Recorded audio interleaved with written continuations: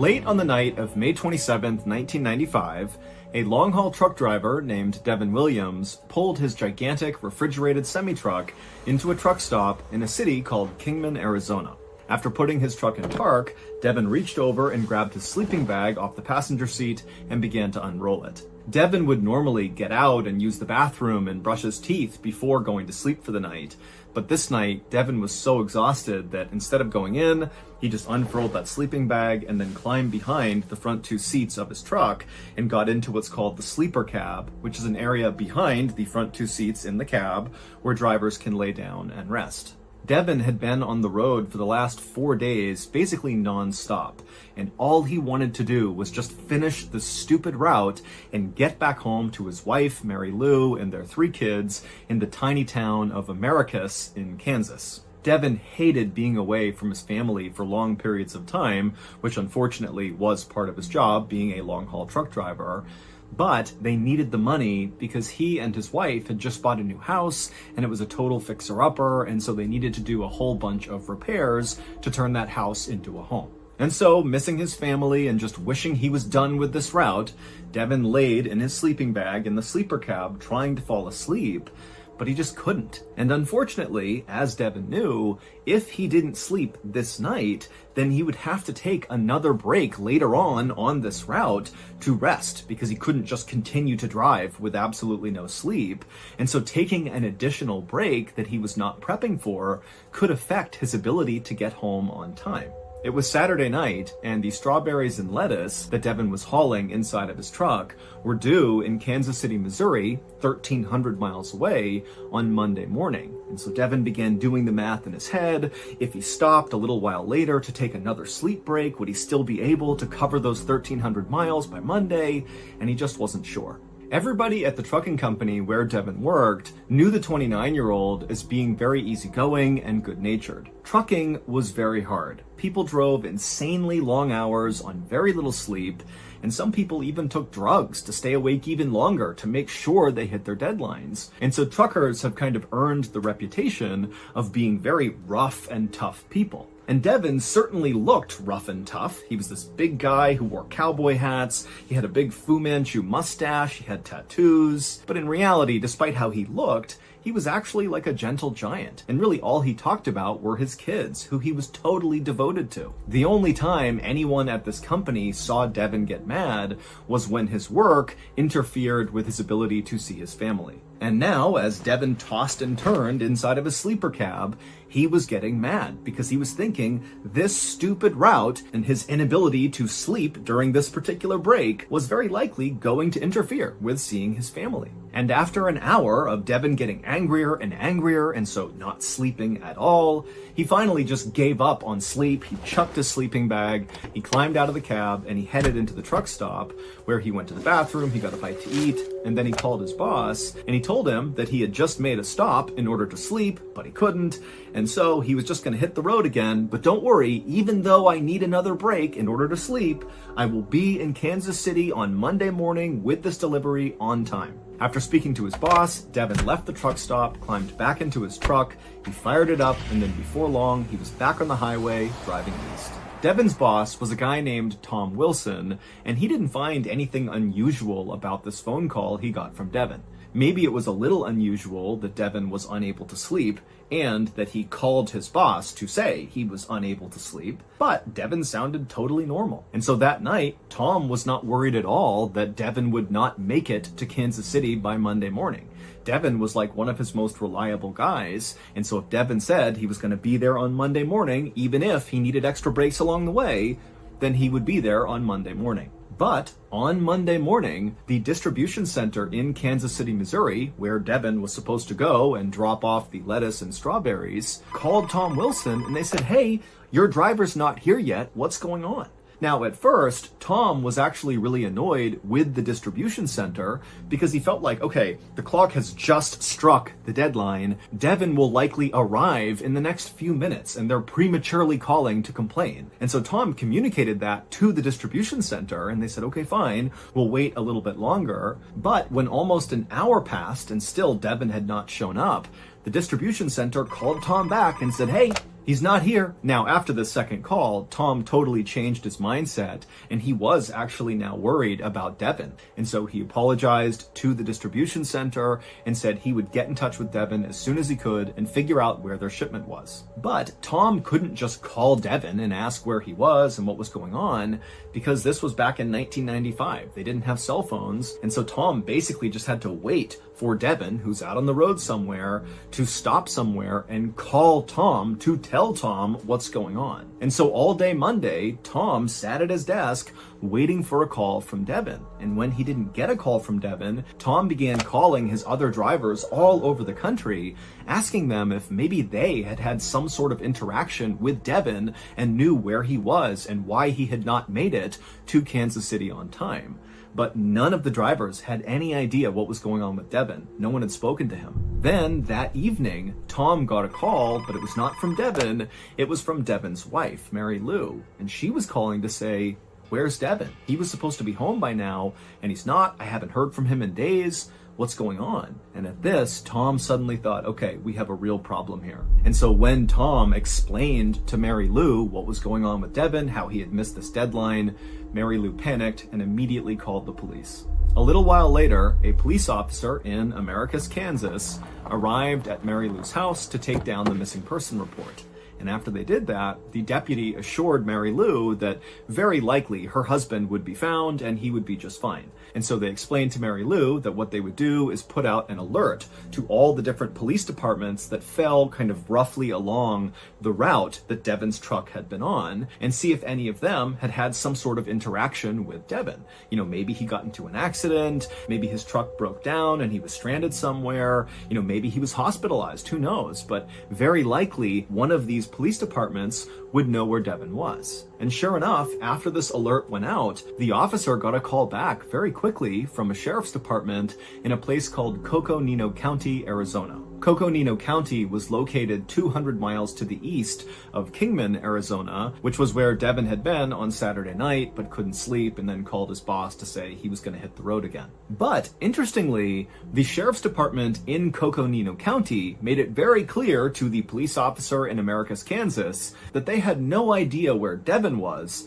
but they definitely knew where his truck was. In fact, basically everybody in Coconino County knew where Devin's truck was. It was all anybody in that county was talking about. Because on Sunday, so the day before Devin was reported missing, somebody driving Devin's truck spent the entire day terrorizing hikers and campers inside of the Tonto National Forest in Coconino County. The Tonto National Forest, which is 600,000 acres of just rugged wilderness preserve, was nowhere near Devin's trucking route. In fact, it wasn't near any trucking route ever. It's like 20 miles off of the highway, and the roads in the forest are barely wide enough to support small cars going through, let alone a 48-foot long, massive 10-ton semi-truck like Devin was driving. But on Sunday morning, so roughly 8 hours after Devin had called his boss Tom, two hikers named Lynn and Jack Yarrington were in their tent inside of Tonto National Forest, just having a nice time. It's peaceful, it's quiet, and they're right near this dirt road that kind of bent around a corner. And suddenly, they began to hear a rumbling sound coming from one end of this road. And so they were in their tent, they unzipped it, they looked out, and at first, all they saw on the road coming in their direction was this huge cloud of dust and smoke.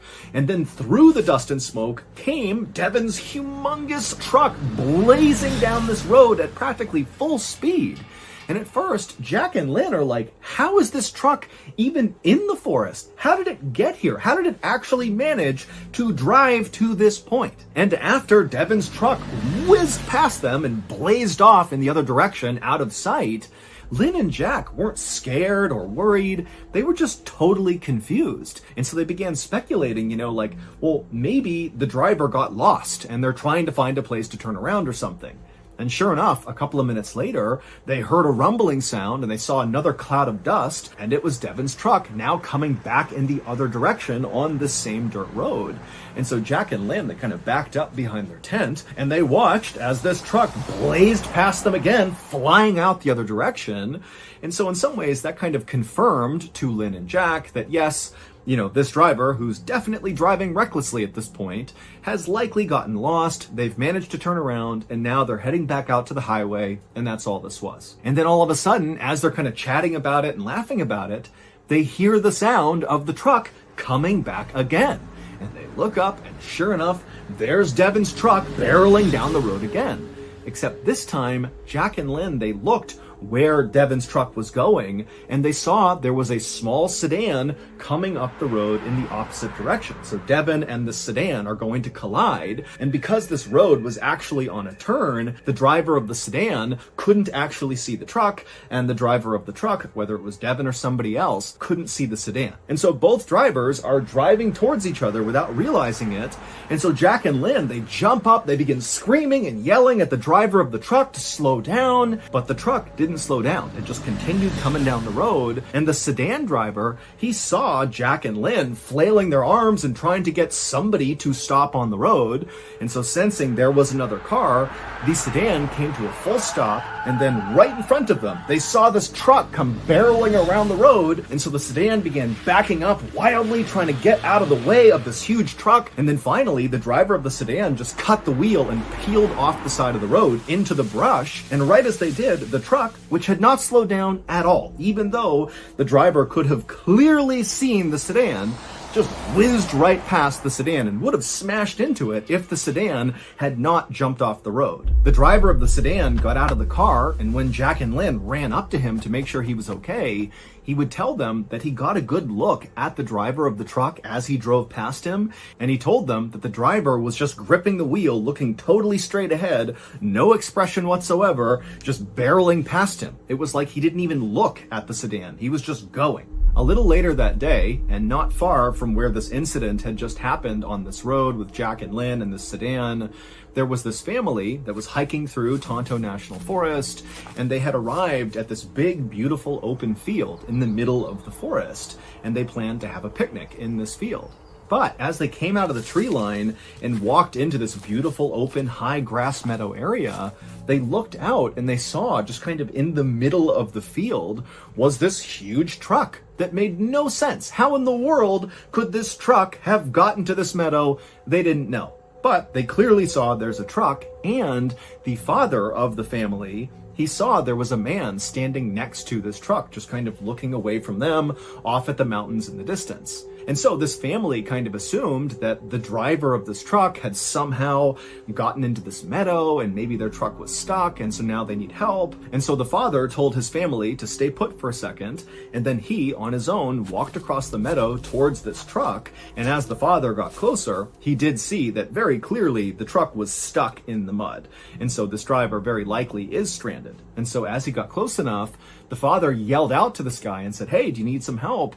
We can go back and call someone, what can we do for you?" But the man who was standing outside of the truck didn't even turn around to talk to this father. He just kept standing there motionless, looking off into the distance. And so the father made it about 5 or 6 feet away from this guy, and the father just stopped and very clearly said, "Hey, I'm talking to you. Do you need help?" And at this point, the man who was standing next to the truck, he turned around and he looked at the father. And immediately the father kind of backed up for a second because there was something off about this guy. The guy was just kind of standing there and he was staring at the father, and he opened his mouth like he was about to speak. But instead of speaking, he just kept opening his mouth wider and wider until it was as wide as he could get it. And then he began wiggling his lower jaw back and forth as fast as he could, and then clicking his teeth simultaneously. And so the father just began backing up like there was something wrong with this guy. And right as the father was about to just turn around and leave and go protect his family from this guy, the guy stopped with his mouth, and then he just stared directly at the father and said very calmly, "I didn't do it. They did it." Now, when the father heard this, he was already so weirded out by this guy that he didn't even have any questions to follow up with. Instead, he just turned and began running back towards his family. And so feeling very unsettled, the family, they ran back to their car, they drove back home, and they called the police about this guy and his truck. It would take a deputy from the Coconino County Sheriff's Department a little while to finally navigate their way all the way out to this meadow where this truck and this guy apparently were. And when the deputy got there, they walked out into this meadow, and sure enough, just like the father had said, there was the truck stuck in the mud. And so the deputy began walking out to the truck, expecting to see the driver, this guy who the father had said was acting totally weird. But when the deputy got up there, he found the truck was totally abandoned. There was nobody in the cab, there was nobody nearby, it was just sitting here, but it was still running. And so the deputy tried to open up the cab, but it was locked. He did look inside, and everything looked very neat and orderly. And then he went around to the back of the truck, and he opened up the back doors, and he found the refrigeration unit was still on, and inside of this truck was lots and lots of strawberries and lettuce. So the deputy really didn't know what to make of this truck in the middle of the field, combined with this report that the father gave about this guy who was standing near it, acting totally weird. And so he just checked the license plate of the truck and he ran it against his database to see if there were any matching reports of missing trucks or missing truck drivers, but there weren't any. Because remember, this is on Sunday this is happening, and it wasn't until the next day, Monday, that Devin was reported missing and his truck was added to a list of missing trucks and missing truck drivers. And so the Coconino County deputy just called a towing company who came out and hauled Devin's truck out of the forest. And then 24 hours later, when Devin was reported missing, the Coconino County Sheriff's Department put it all together and contacted the officer in Americus, Kansas to say, okay, we do have Devin's truck, but we don't have any other answers for you. The behavior of the man who was driving Devin's truck through Tonto National Forest was so insanely out of character for someone like Devin that it seemed totally impossible that Devin could have done this. But both Lynn and Jack Yarrington and the other people who saw this truck flying through the forest on that Sunday, they all insisted that the man they saw in the cab driving this truck matched the picture of Devin Williams. But there was absolutely no reason for why Devin would want to go to the Tonto National Forest. And even if he did want to go to this forest for some reason, he should have known that his massive semi-trailer truck was not a good choice to be driving around these narrow dirt roads in the middle of this wilderness preserve. All we know about Devin is that at the time he went missing, all he likely wanted to do was just get home to Americus, Kansas to be with his wife and 3 kids again. That's really all he cared about. The police did consider that, maybe Devin just ran away. But that theory didn't add up. Devin had no criminal record, he had a great relationship with his wife, so there were no issues there, and there were no other kind of outstanding relationship issues with friends or family. And financially, even though it was a little tight, they were doing just fine. They just wanted some extra money to fix up this house and make it really nice. It wasn't like they were struggling to put food on the table. Also, the police considered that, maybe Devin was kidnapped or something. But Devin is like this big, imposing, tattooed cowboy hat, big mustache, tough truck driver. I mean, who's gonna try to kidnap that guy? Devin also had no medical issues, he wasn't struggling with his mental health, he had no neurological abnormalities, he also never used drugs and always passed every single drug test that he got while working for this trucking company. Devin was basically just this totally normal, nice, well-adjusted guy with nothing to run or hide from. And so none of this made any sense. Police mounted a massive search inside of Tonto National Forest, and during the search, the couple, Jack and Lynn Yarrington, who had seen the truck barreling up and down the road and nearly collide with that sedan, they would tell searchers that they actually thought they saw Devin Williams, not in his truck, but out on foot, walking around on Monday morning, so just hours before he would have been reported missing. They said they just saw this guy wandering barefoot down the road as they were driving out of the forest, and they slowed down to ask him if he was okay, and this guy, who looked exactly like Devin Williams, responded by picking up a rock and throwing it at their car. And so Jack and Lynn just drove past him, not realizing that this was the guy who very likely was driving that truck. Now, the police, when they began this search, were pretty confident they would find Devin, especially after hearing from Jack and Lynn that he was pretty likely on foot and without shoes walking around the forest. It seemed like he could not get very far. But despite this huge search, they could not find Devin. There was absolutely no trace of him. And so, after nearly 3 weeks of searching and not finding Devin, the police called off the search. Then, on May 2nd, 1997, so almost exactly 2 years from when Devin had been reported missing, 2 hikers were walking on this trail in the middle of Tonto National Forest, right in the area where police had extensively searched for Devin 2 years earlier. These 2 hikers, they're walking on this trail, and up ahead they see there's this white thing right in the middle of the trail, just kind of sitting out.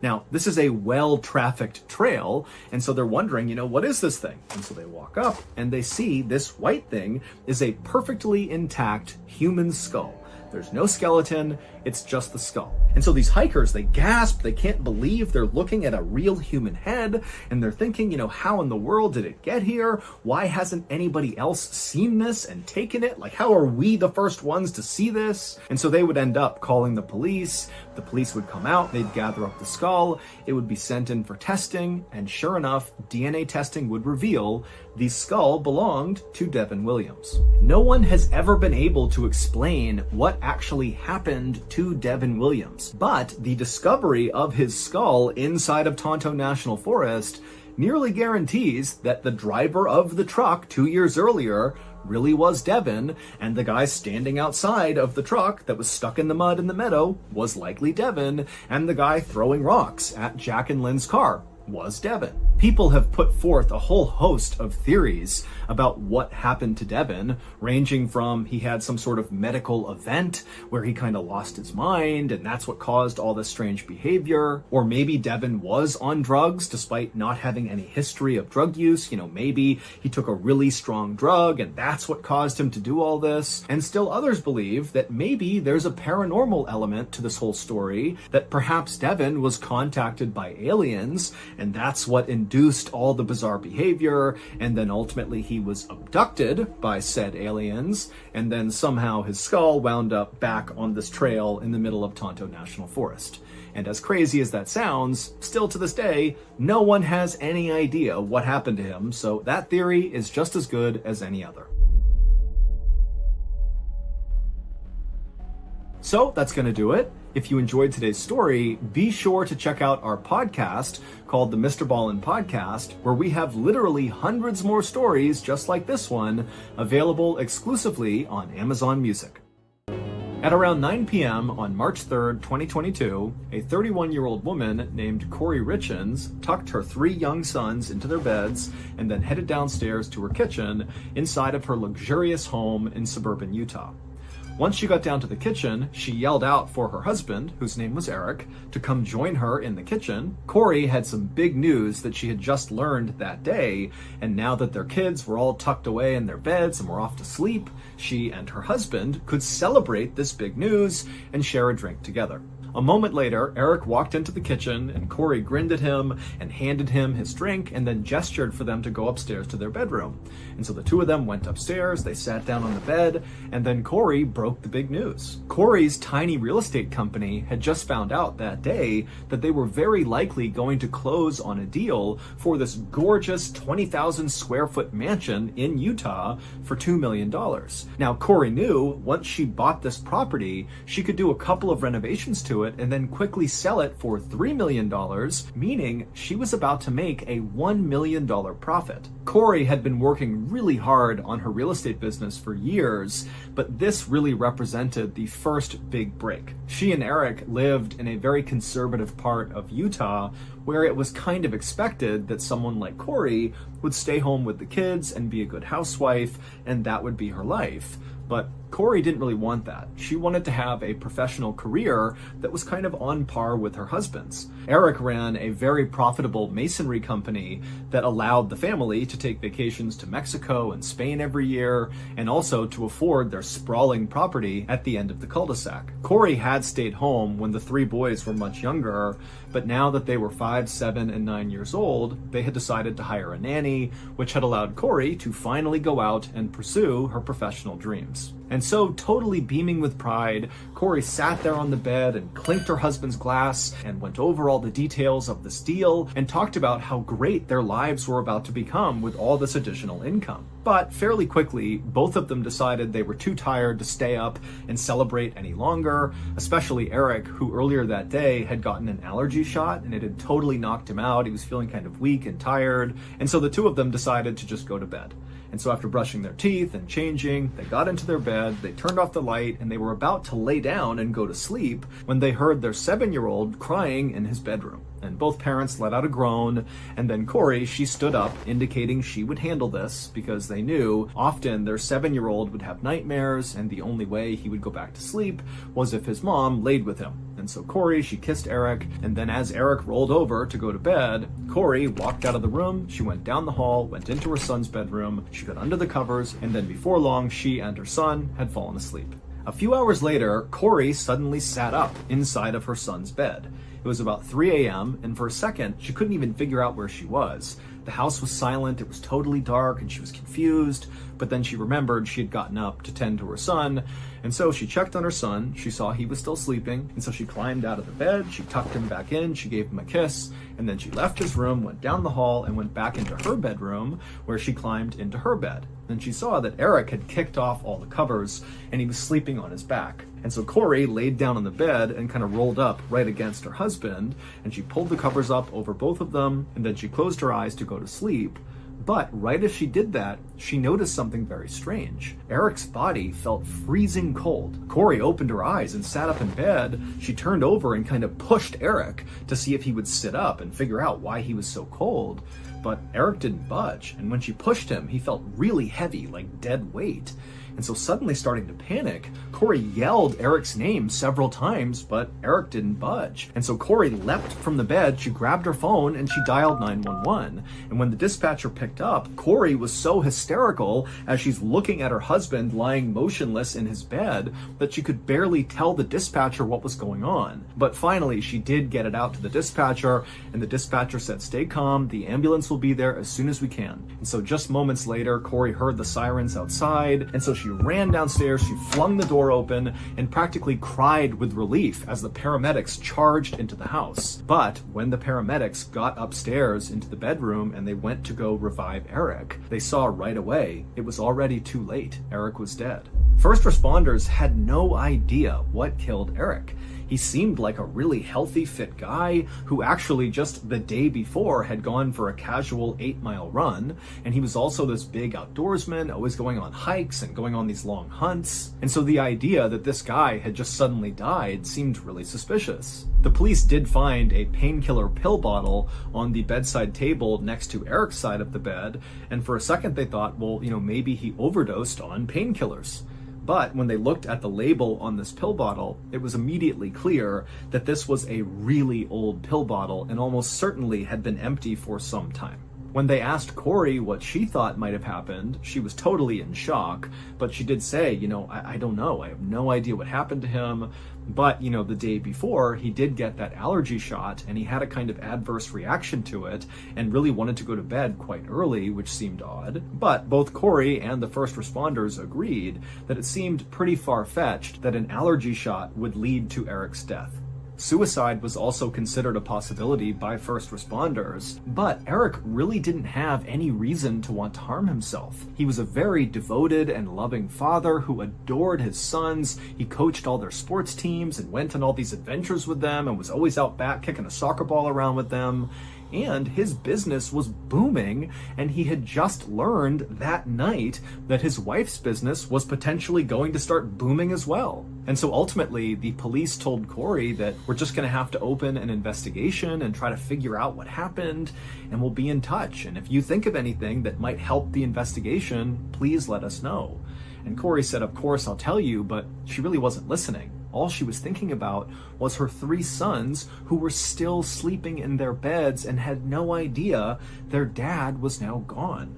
Over the next few weeks, while the family waited for autopsy results, Corey really focused her energy on her 3 boys who were really hit hard by the loss of their dad. Eric had been such a hands-on father that his absence was enormous in these boys' lives. The 5-year-old kept asking, "Where's Dad, and when can I see him again?"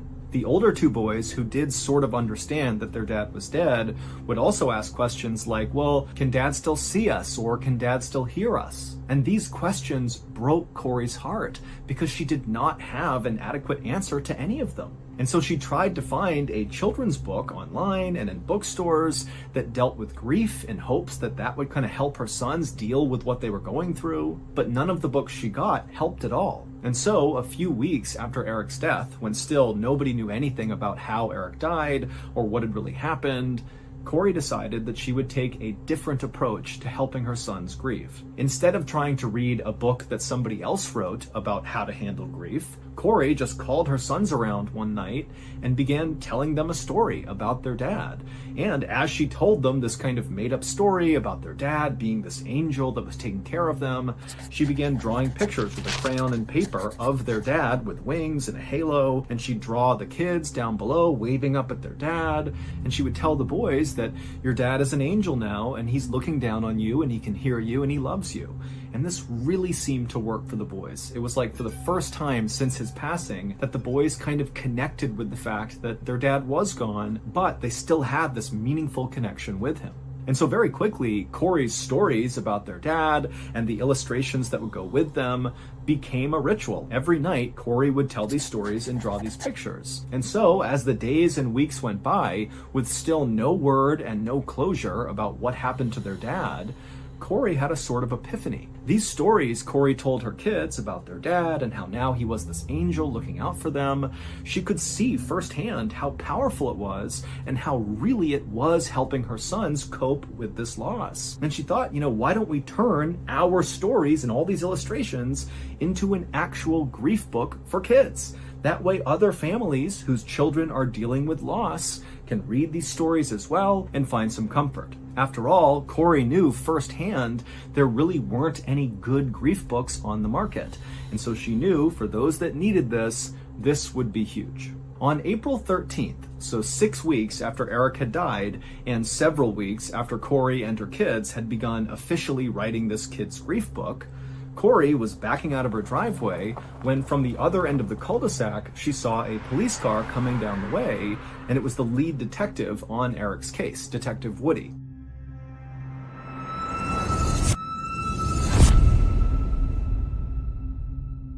As the detective came down the road, he was waving to Corey, clearly getting her to stop for a second. And so Corey, she parked her car, she hopped outside and went up to talk to him. And immediately, Detective Woody got out of his car, he walked up to Corey, and with a grave look on his face, he told her that he had some big news for her and it was going to be pretty upsetting, but he knew he had to tell her in person and right away.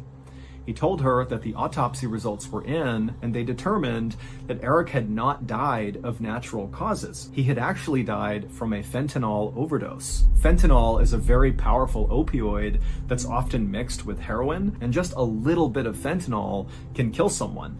And Eric, it would turn out, had 5 times the lethal dose of fentanyl in his system. Corey was totally shocked at this news and told the detective that Eric didn't do drugs. The only drug he did was periodically he would eat a marijuana gummy before bed, but that was it. So this really didn't make any sense. The detective was respectful and kind of nodded his head and said, I totally understand that, but these are the results, and we need to find out where he got fentanyl from. And so we're going to need to search all of the electronic devices in your house to see if we can find communication between your husband and whoever got him the fentanyl. Corey told the detective that of course they could do that, but as she began thinking about all of their devices, she suddenly remembered that Eric's business partner, Cody Wright, had actually taken Eric's laptop very shortly after Eric had passed away. Now, Corey didn't know why Cody had taken the laptop, but Cody had been a thorn in both Corey and Eric's side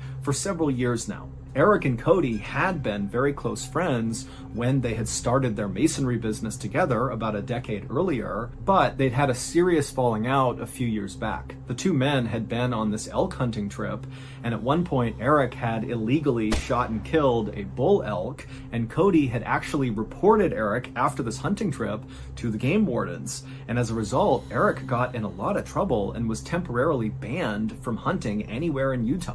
The two men still managed to continue to work together and build their masonry business, but it was very clear their relationship was totally fractured and would never be repaired. Now, Corey didn't get into all the details of the tensions with Cody, but she did tell Detective Woody that, if you want access to Eric's laptop, you got to go talk to Cody because he took it for some reason. And also, you really just ought to talk to Cody in general because, maybe he has more to do with what happened to Eric and this whole fentanyl thing than he's letting on.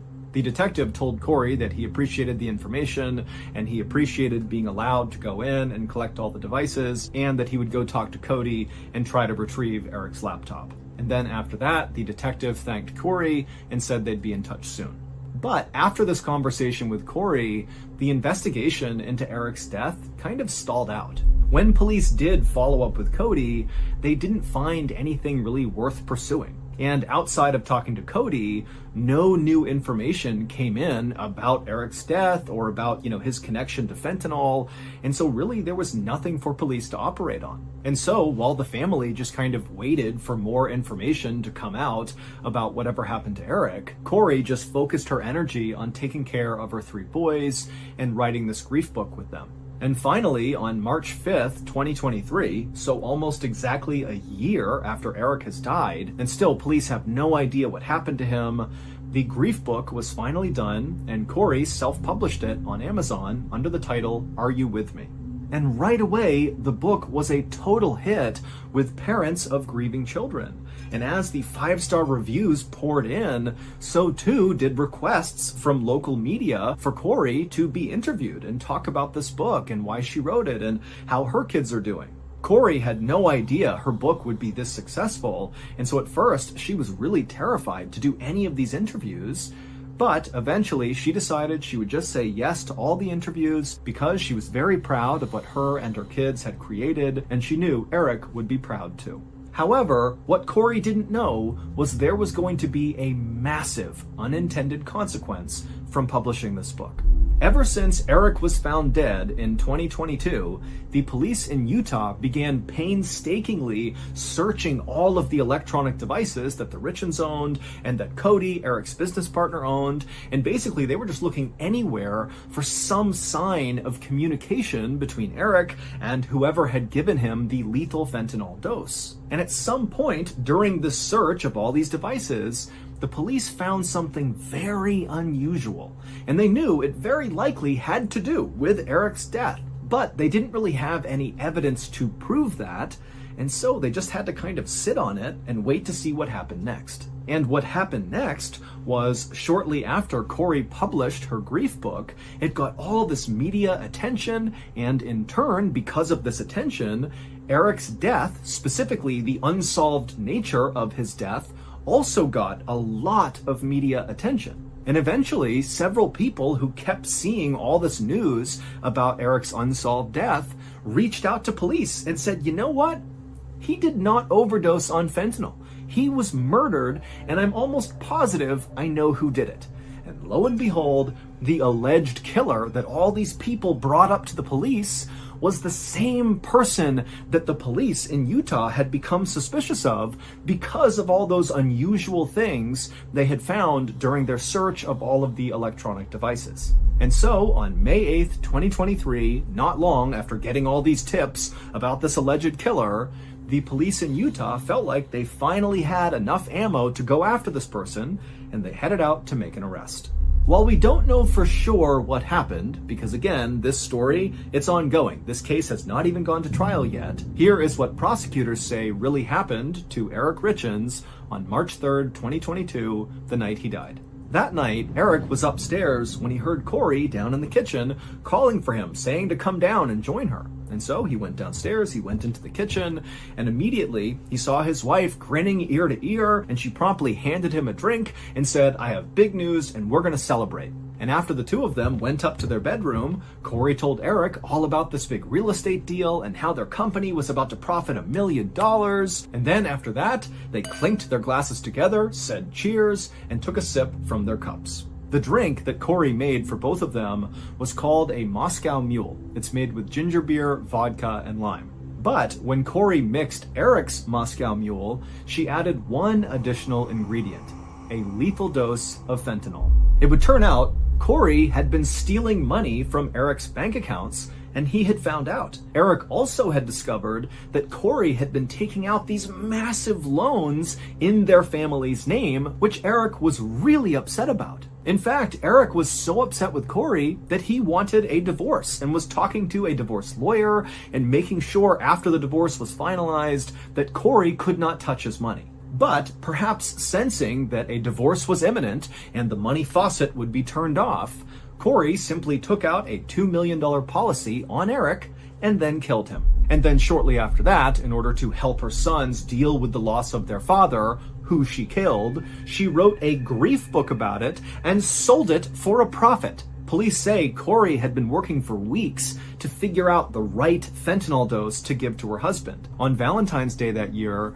Corey had given Eric a poisoned sandwich that had fentanyl in it that she attached a love note to, but it obviously did not kill Eric. He just broke out in hives. So Corey got a stronger dose of fentanyl, she put it in his drink on March 3rd, and this time it worked. The story that Corey told first responders when they arrived to hopefully try to save Eric was that, they had had this celebratory drink and then they went to bed and then she had gotten up to see her son. And then, when she came back at 3 a.m., Eric was cold to the touch and she called 911.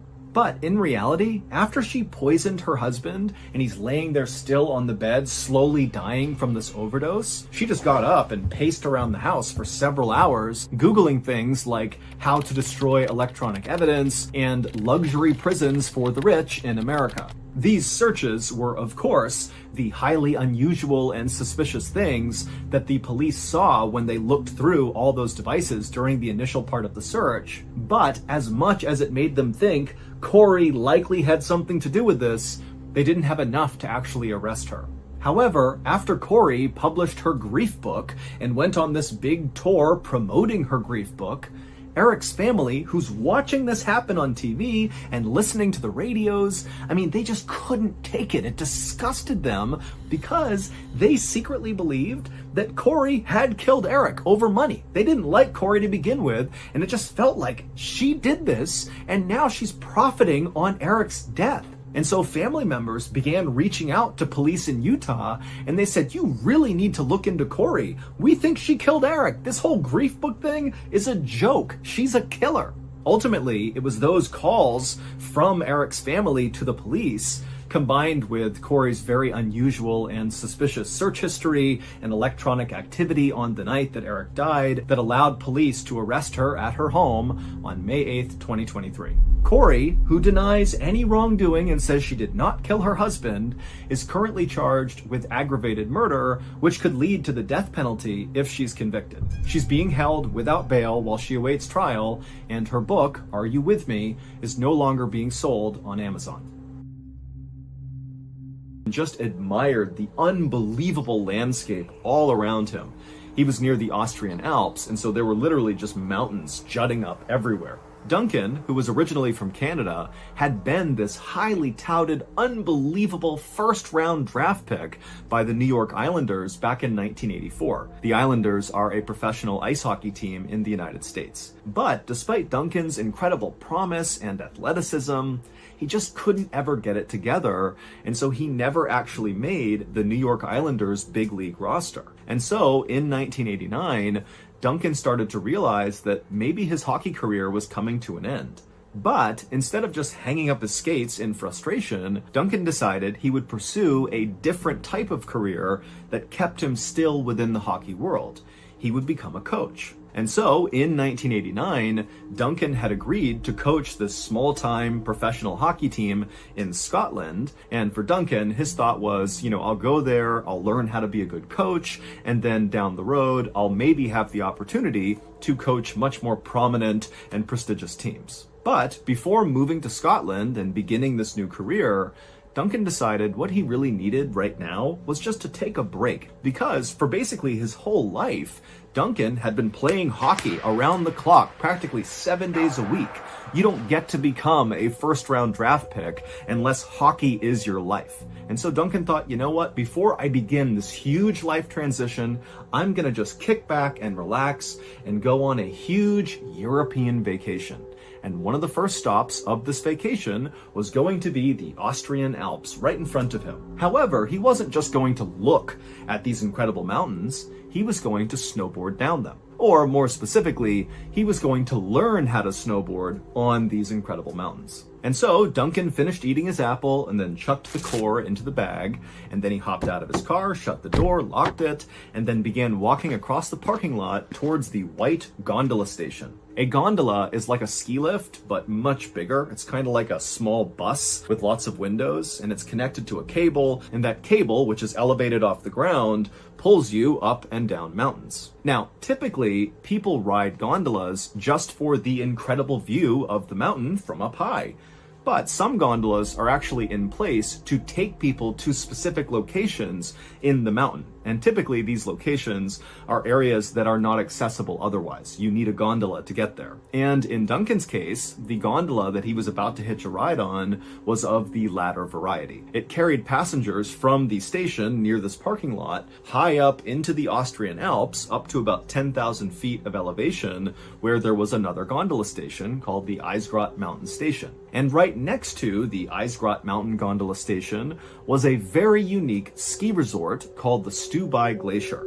And overwhelmingly, this ski resort was the reason why people were taking this gondola. This ski resort was unique not only because it was very hard to get to, you basically had to take a gondola or hike up to it, but also because the actual slope that skiers and snowboarders would use at this resort was not just a snowy mountainside like virtually all other ski resorts around the world are. No, instead, the Stubai Glacier ski resort was a glacier. And so people were literally skiing and snowboarding on a glacier, hence the name. And a glacier, in simple terms, is just a huge swath of thick, permanently frozen ice. And so, in the warmer months, when other ski resorts around the world were not able to continue operations because there was no snow or it was too warm to make snow, the Stubai Glacier Ski Resort did not have that problem, because in those warmer months, they could just drive their huge snowcat tractors with their big rakes behind them all over the slope, the glacier, and their rakes would basically chop up the top layer of the ice, turning it into powder for people to ski on, which allowed them to basically stay open every day of the year. And so Duncan, back down in the parking lot, he walked over to the gondola station, he bought his gondola ticket, and then he hitched a ride on the first gondola that swung through the station. And after a slow but beautiful ride up into the mountains, where all that lush greenery down below in the valley was replaced by jagged snow and ice up in the Alps, Duncan finally saw the Stubai Glacier Ski Resort and the glacier itself right behind it that stretched up to the top of the mountain. A few minutes later, the gondola Duncan was on arrived at the Eisgrot Mountain Gondola Station, and Duncan, along with the others inside of the gondola, hopped off, and then Duncan immediately walked over to the resort and headed into the equipment rental store. And after getting his snowboard and his boots and all the other equipment he would need, he headed right back outside to wait for his instructor to arrive. Duncan had previously purchased a lesson with an instructor at the resort. It was set for 11 a.m. And so Duncan, he's out there at the foot of this glacier, and right at 11, an instructor walks over and introduces himself, and Duncan and the instructor immediately start getting into the basics of snowboarding, how to put your boots into your bindings, how to use the edges of your board. And then for a little while, the instructor and Duncan didn't go up the glacier. Instead, they just kind of worked on some basics on the flat ground right there. And then after the instructor felt like Duncan was ready to go, they both walked over to the tow rope, which is a way to get to the top top of the slope, there's a cable that kind of rotates from the top to the bottom of the mountain, and there are all these bars attached to the cable, and skiers and snowboarders grab the bar while standing on their snowboard or their skis, and they literally get pulled up the mountain. And so Duncan and the instructor grabbed onto the tow rope, they made their way to the top of the glacier, and from there they pushed over to the start of the run. And once they were there, the instructor strapped into his snowboard, and then Duncan strapped into his, and then they were off, very slowly making their way, kind of like a falling leaf pattern. Duncan was not just going straight down the mountain, he's a beginner, and so it's very slow, very controlled, and as they went down, the instructor's giving Duncan tips, how to stay more on his edge, how to slow down, how to speed up, and very quickly, the instructor saw that Duncan was so good at balancing, his legs were so strong, likely because he was a professional hockey player, and so the instructor was telling Duncan the whole time they're going down how unbelievably good he was doing for his first lesson. And so finally, after about an hour of very slowly making their way all the way down this glacier, they reached the bottom where they had first been doing some flat ground stuff, and when they got there, it had started to rain, and it was raining bad enough that lots of people on the mountain were abandoning the mountain and running inside of the resort to get out from under the rain. And so the instructor, he looked at his watch and he realized they were almost at 1 p.m., which was the end of their lesson. And he said to Duncan, I don't think we have time to go back up, plus it's raining. Duncan said he didn't care about the rain, but he also understood that, it wasn't ideal conditions. And so they decided that even though there was a few minutes left, they would just cancel the lesson right there, and they would actually just go inside and grab lunch together. And so they made their way out of the rain into the resort, and when they went inside the resort, the instructor noticed that Duncan's sweater, which was underneath his yellow rain jacket, was totally soaked, and so he offered to Duncan, hey, do you want to take your sweater off and I'll hang it up inside my office, and by the end of the day, it should be dry. And Duncan thought, great, that's fine. So he took off his wet sweater, he gave it to the instructor, and while the instructor was going to his office, Duncan went into the gift shop and he just bought a new sweater for the day. And after that, Duncan had his new sweater on with his rain jacket over it, and then he met the instructor in the cafeteria where they both sat down and had a nice meal. They got to know each other a little bit better. After they were done eating, both of them looked out the window and saw the rain had subsided, but in its place was lots of fog that was rolling in, and so very few people were going back onto the mountain. But the instructor told Duncan that, hey, you did so good today that you should really go back out there on your own this afternoon and practice. Do some runs, go nice and slow, same as I was teaching you, and then tomorrow, when we have our follow-up lesson, we can maybe, get into some more advanced things. Duncan thought that was a great idea. He said he would definitely go out there and practice on his own. And then the two men cleaned up, and the instructor made his way to meet his next client, and Duncan headed right outside, grabbed his snowboard, and began walking towards the tow rope. The next morning, Duncan's snowboard instructor arrived a little bit early to work, and so after getting off the gondola, he made his way over to the resort and he grabbed a cup of coffee in the same cafeteria where he and Duncan had eaten the day before. And then after finishing that coffee, the instructor grabbed his snowboard and the rest of his gear and then headed outside to meet Duncan in the meeting spot they had both agreed on. But when it was time for the lesson to start, Duncan didn't show up. And so the instructor, for a second, thought, was there somewhere else we were going to meet? Did I get the time wrong? But he checked the time and he remembered the conversation he had with Duncan. They were going to meet at the foot of the tow rope and he was right there and Duncan wasn't. And so he thought, okay, maybe Duncan's running late. But he waited and waited and waited and Duncan never showed up. The instructor was bummed because he and Duncan really had kind of become friends the day before, and he was looking forward to teaching Duncan some more today, but the instructor knew it was pretty common for tourists to cancel their follow-up snowboard or ski lessons. It's like they show up for that first day, they get really into it, they plan on going the next day, but then other distractions in their vacation pull them elsewhere and they no-show for the lesson. And so the instructor didn't take it personally. He just assumed that, Duncan had found something else to do that was more fun. But the instructor knew he would see Duncan again because Duncan's sweater was still sitting in the instructor's office. 1 week later, Duncan's parents, who were back home in Saskatoon, Canada, got a very unexpected phone call from the Dundee Tigers hockey team, which was the professional hockey team in Scotland that Duncan was going to go coach after this big European vacation. The team rep for this hockey team asked the parents if they knew where their son was because he had not shown up for his first day of work. And Duncan's parents, they immediately were like, that doesn't make any sense. He was so excited about this job. This is a really big deal for him. He would never miss the first day. And so the parents told the team rep that they would try to get in touch with Duncan, and as soon as they did, they'd be in touch with the team, and the team rep said they would do the exact same thing for the parents. However, after this call, the parents quickly realized that trying to get in touch with their son was going to be nearly impossible. They knew Duncan had gone on this big European vacation, but they didn't have his itinerary. They didn't know what countries he was going to, in what order. They really only knew that he was really excited and he was just going to be on vacation. That was kind of it. And remember, this is 1989. They can't just call Duncan. There weren't cell phones. They didn't have the easy modern ways that we all communicate instantly. And so the parents are like, who do we even call? Where do we go? What do we do? And so ultimately, even though this felt kind of dramatic at the time, the parents decided to file a missing person report with Interpol, which is an organization that connects police across international lines. However, the parents quickly learned that this missing person report was not going to become a high priority item for any police anywhere in Europe, because their son was 23, he's healthy, he's strong, he's smart, he's of sound mind, and really all that had happened was Duncan had missed a single day of work on the back end of a huge vacation. So there's lots of reasons why that could have happened. Maybe he extended his vacation. Yeah, it's not professional, but it's totally possible. Or maybe he doesn't want to take the job after all. Or maybe he's just running late. I mean, there's a lot of very logical explanations for why Duncan didn't show up. And so, in short, the parents were told that if you want to find your son right now and not just wait for him to reappear, well, you better go looking yourself. And without hesitation, that's exactly what Duncan's parents did.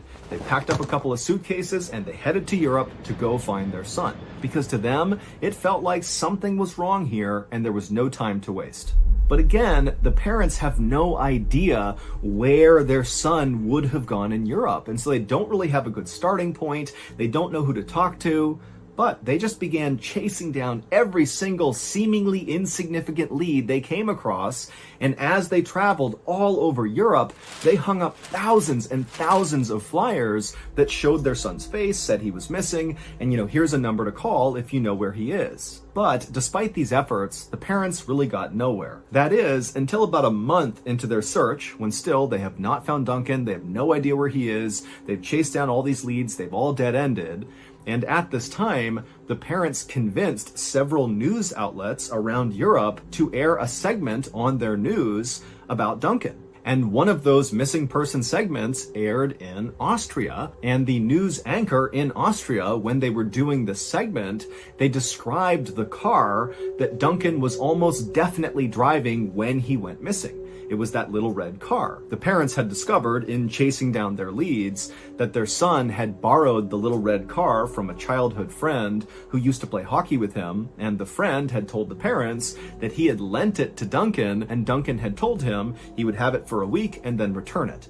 But Duncan had never returned the car. And so the anchor in Austria does this segment about how Duncan is missing, and if you have information, come forward. They describe the little red car, and sure enough, not long after this segment aired in Austria, somebody found Duncan's car. It was still sitting in that parking lot right near the Stubai Glacier gondola.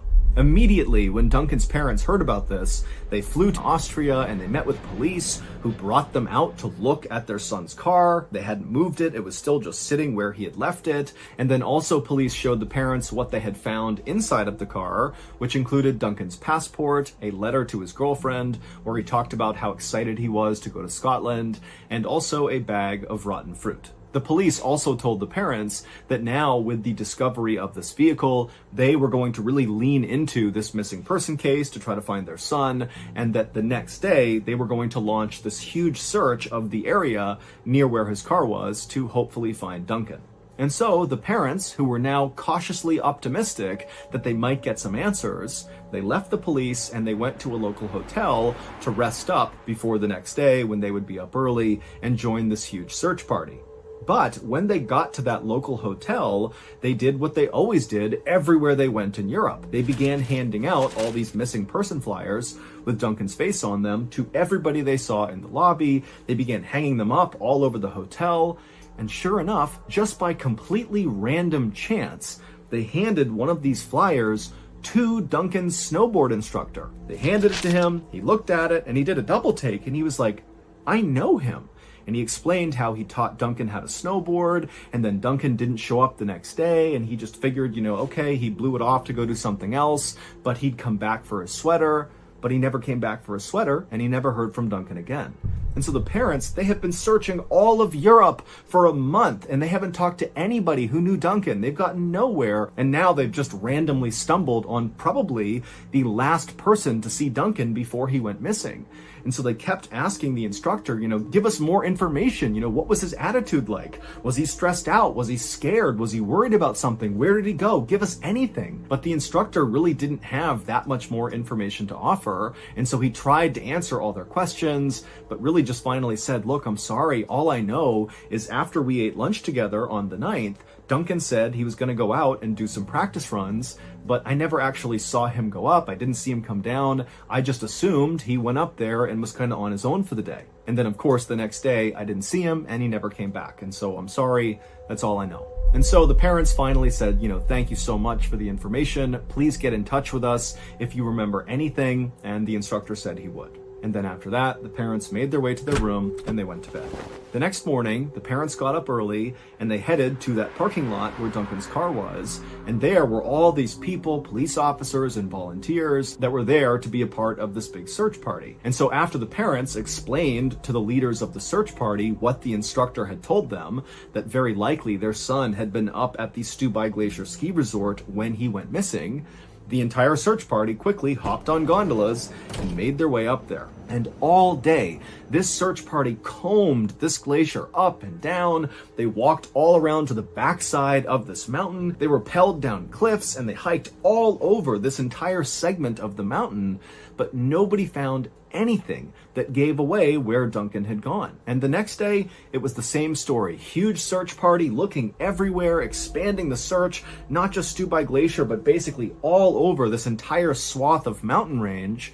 But still, they found nothing. And so at the end of the second day, the authorities went up to Duncan's parents and they told them that unfortunately, we can't continue this search. We're calling it off. But Duncan's parents, they didn't call off the search. They continued searching for another 14 years. And over that time frame, they went back to Stubai Glacier over and over and over again. They searched it up and down. They knew all the staff members. They knew all the nooks and crannies of the entire place, but they never found any sign of their son. Fast forward to July of 2003, so 14 years after Duncan had gone missing.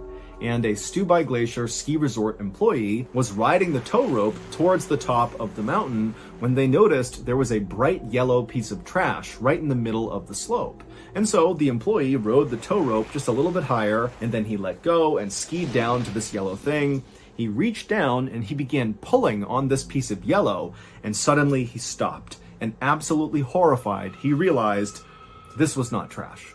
While no one knows for sure what happened to Duncan, here is the leading theory that Duncan's family and authorities, for the most part, agree on.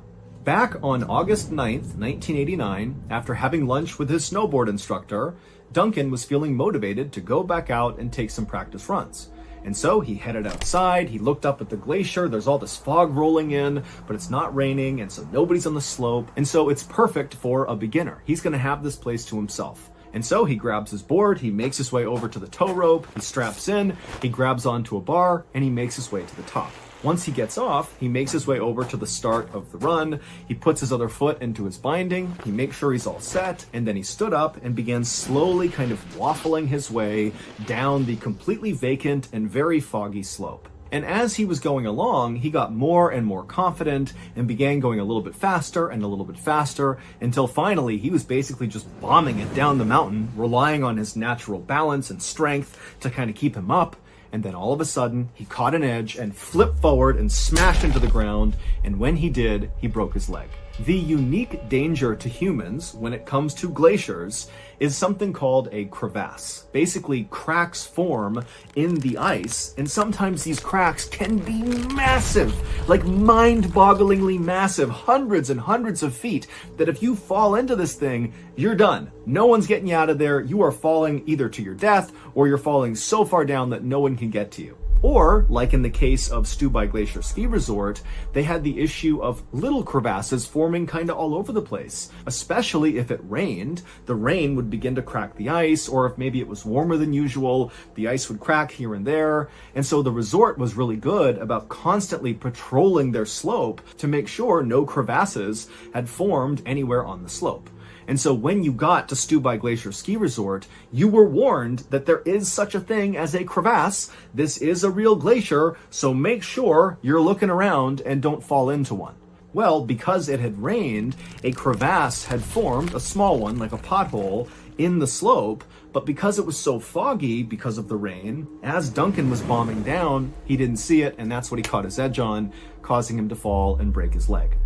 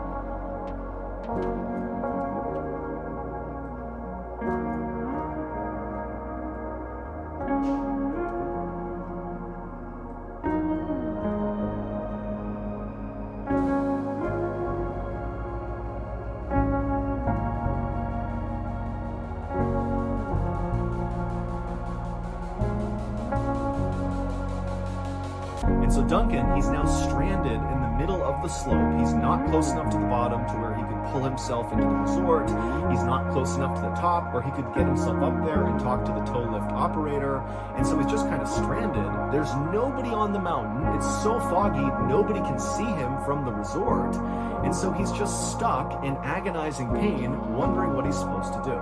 At the same time this was happening, another ski resort employee was climbing into one of those big snowcat tractors at the top of the glacier. These tractors were what the resort used to chop the top layer of ice and turn it into snow. And because it had rained that day, a lot of the snow had melted, and so this employee needed to basically go over the entire slope from top to bottom and grind up the ice and make some new snow. And so the employee hopped in the cab of this tractor, shut the door, turned on the engine, turned on the back brake, which in your head, picture a long stretch of metal dragging behind this tractor that had rotating blades that cut into the snow as it moved along. And so this employee, after turning on the rake and making sure everything worked, they drove the snowcat and the rake onto the start of the downward slope, and they began crisscrossing back and forth across the entire slope, turning it all into fresh snow. And as this employee drove, they were very careful not to go too quick because they knew they couldn't see very far with all of the fog. And so they're going like 1 or 2 miles an hour, being very cautious. And then suddenly at the last second, they see something in the snow. It kind of appeared out of the fog. And so the employees swerved as fast as they could to avoid hitting it. And they did narrowly miss it. Their big tank-like treads that are on these tractors just missed running this thing over. However, the back rake with the rotating blades did not miss this object. It went right over it. The employee immediately parked the snowcat and then leapt outside and ran over to see what this thing was. And when they got there, they could not believe what they saw. It was Duncan.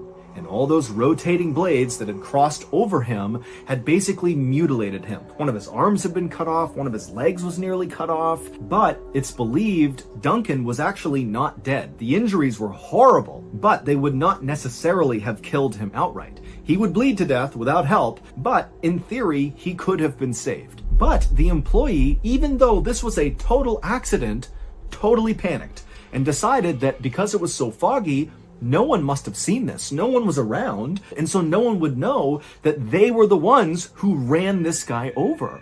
And so instead of helping Duncan, they just tied him up and dragged him behind the snowcat off of the glacier over to this area where this employee knew there was a very deep crevasse. And they chucked Duncan, who might have been alive at this point, into the crevasse along with his arm and his severed leg, and then the employee used the snowcat tractor to rake over the crevasse. They filled it all in and packed it down, and then they drove down the rest of the way and just hoped no one would ever know. But over the course of the next 14 years, the glacier would melt more and more each year until finally Duncan's yellow jacket popped through the ice. And that's what the resort employees saw as they were going up the tow lift and thought it was trash. It was actually Duncan's jacket. They skied over, they tried to pull it out of the snow, only to then see, literally in the ice, Duncan McPherson looking right back up at them. And Duncan still looked like he was 23 years old because he had been frozen this entire time. According to the Stubai Glacier Ski Resort, Duncan must have just fallen into this crevasse and died. That's what they say happened, and some authorities say that is what happened. But when they pulled Duncan out of the ice and they found his body had been chopped apart and his snowboard had even been chopped apart, that told a very different story. As for the snowcat driver who drove over Duncan, they were never actually officially identified or charged with any crime because there was a statute of limitations that had run out by 2003. And so no one has ever been held accountable for Duncan's death. So that's going to do it. If you got something out of today's story, be sure to check out our podcast called the MrBallen Podcast, where we literally have hundreds more stories just like this one, but many of them are only available on the podcast. Again, it's called the MrBallen Podcast, and it's available exclusively on Amazon Music.